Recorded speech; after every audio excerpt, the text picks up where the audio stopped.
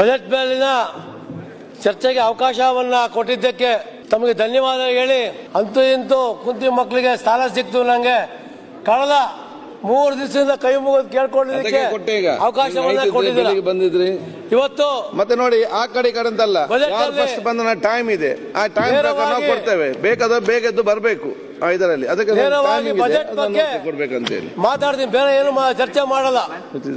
ಇವತ್ತು ಬೆಂಗಳೂರು ಮಹಾನಗರದಲ್ಲಿ ಮಾನ್ಯ ಮುಖ್ಯಮಂತ್ರಿಗಳು ವಿರೋಧ ಪಕ್ಷ ನಾಯಕರಿಗೆ 3 to 4 members ಹೇಳಿದ್ರು, ನಿಮ್ಮ ಕಾಲದಲ್ಲಿ 3,000 ಕೋಟಿ ರೂಪಾಯಿನ ನಾವು ಮಹಾನಗರ ಪಾಲಿಕೆಯಲ್ಲಿ ನಾವು ಕಲೆಕ್ಷನ್ ಮಾಡ್ತಿದ್ರೆ, ನಮ್ಮ ಕಾಲದಲ್ಲಿ ಗಣನೀಯವಾಗಿ ಈ ಖಾತಾ ವ್ಯವಸ್ಥೆಯನ್ನು ಮಾಡಿ ಸುಮಾರು 4,556 ಕೋಟಿ 24-25 ಸಾಲಿನಲ್ಲಿ ನಾವು ಮಾಡಿದ್ದೀವಿ. ಈ ವರ್ಷ 6,000 ಕೋಟಿ ರೂಪಾಯಿನ ಮಾಡ್ತೀವಿ ಅಂತ. ಮಾನ್ಯ ಅಧ್ಯಕ್ಷರೇ, ಇವತ್ತು ಬೆಂಗಳೂರು ಮಹಾನಗರದಲ್ಲಿ 10,000 ಪ್ರಾಪರ್ಟಿಗಳಿಗೆ ಬೀಗ ಹಾಕಿದ್ದಾರೆ. ದಿನನಿತ್ಯ ನೋಟಿಸ್ ಅಂಟಿಸುವಂಥದ್ದು.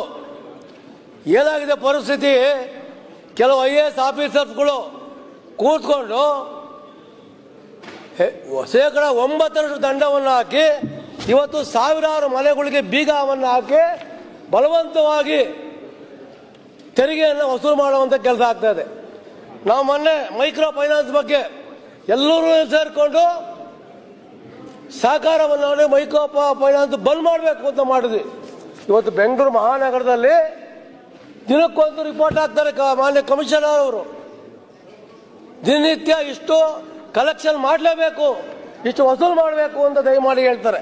ಇವತ್ತು ನೋಡಿ, ನಾನು 2-3 ದಾಖಲೆಗಳು ತಗೊಂಡ್ಬಂದಿದ್ದೀನಿ.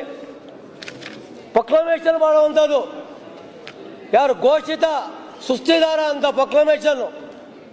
ಇವತ್ತು ಬೆಂಗಳೂರು ಶಾಸಕರೆಲ್ಲ ಇದ್ದೀವಿ. ಇವತ್ತು ಬರೀ ಕೇವಲ 12,566 ರೂಪಾಯಿ ಟ್ಯಾಕ್ಸ್, ಅಂದರೆ 7,000 ರೂಪಾಯಿ ಟ್ಯಾಕ್ಸ್ ಇದ್ರೆ ಸೆಸ್ 7,900 ರೂಪಾಯಿ. ಇದರ ಎಷ್ಟೋ ಕೂಡ ಬರೀ 7,000 ರೂಪಾಯಿಗೆ, 10,000 ರೂಪಾಯಿಗೆ, 12,000 ರೂಪಾಯಿಗೆ ನೀವು ಮನೆಗೆ ಹೋಗಿ ಪ್ರೊಕ್ಲಮೇಷನ್ ಮಾಡಿ ಮನೆಗೆ ನೋಟಿಸ್ ಅಂಟ್ಬಿಟ್ಟು ನೀವು ಬೀಗ ಹಾಕಿದ್ರೆ ಅವರ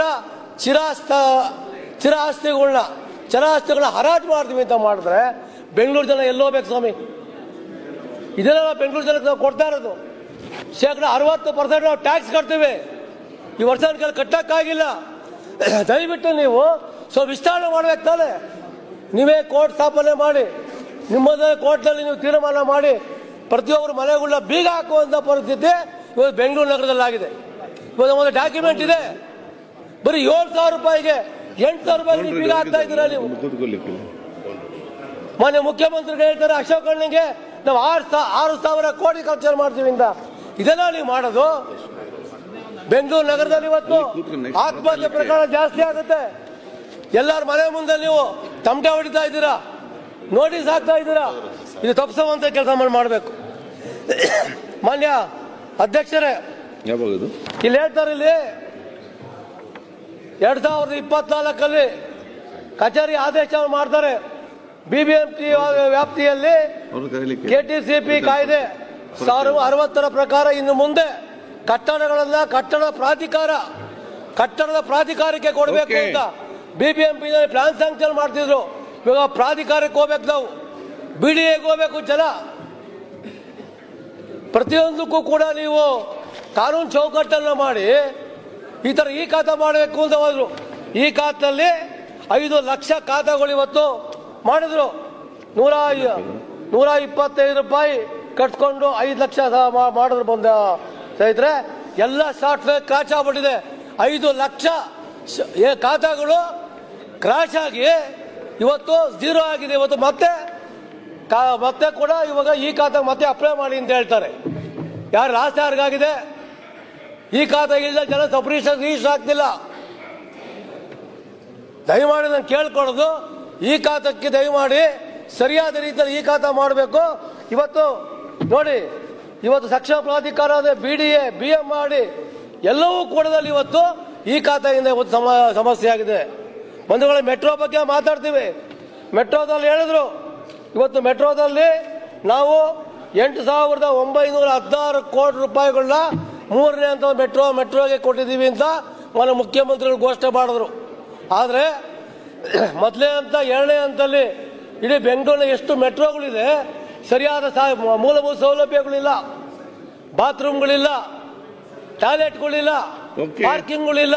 ಬರೀ ಮೆಟ್ರೋ ಸ್ಟ್ಯಾಂಡ್ಗಳೇ ಮಾಡ್ಕೊಂಡೋಯ್ತು ಅಂತಂದ್ರೆ ಪಾರ್ಕಿಂಗ್ ವ್ಯವಸ್ಥೆ ಯಾರು ಕೊಡ್ತಾರೆ? ಪಾರ್ಕಿಂಗ್ ವ್ಯವಸ್ಥೆ ಇಲ್ಲದೆ ಇವತ್ತು ಮೆಟ್ರೋಗಳು ಇವತ್ತು ಚಾಲನೆ ಆಗಿದೆ. ಮಾನ್ಯ ಅಧ್ಯಕ್ಷರುಗಳೇ, ರಾಮಮೂರ್ತಿ ಅವರು ಬೇಗ ನಾನು ಹೇಳ್ತಾ ಇದ್ದೀನಿ ಸಭಾ 3 ನಿಮಿಷ ಮಾಡಿ. ಇವತ್ತು ಎತ್ತಿನ ಹೊಳೆ ಬಗ್ಗೆ ಮಾತಾಡಿದ್ರಿ. ಎತ್ತಿನ ಹೊಳೆಯ ಬಗ್ಗೆ ತಾವು ಇದು ಮಾಡಿದ್ಮೇಲೆ ಇವತ್ತು ಬೆಂಗಳೂರು ನಗರದಲ್ಲಿ ಇವತ್ತು ಸರ್ ಟ್ಯಾಕ್ಸ್ ಕೊಡ್ತೀವಿ ಸರ್. ಫಾಸ್ಟ್ ಬೇಗ ಕಂಟಿನ್ಯೂ ಮಾಡಿ. ನಿಮಿಷ ಒಂದೇ ನಿಮಿಷ.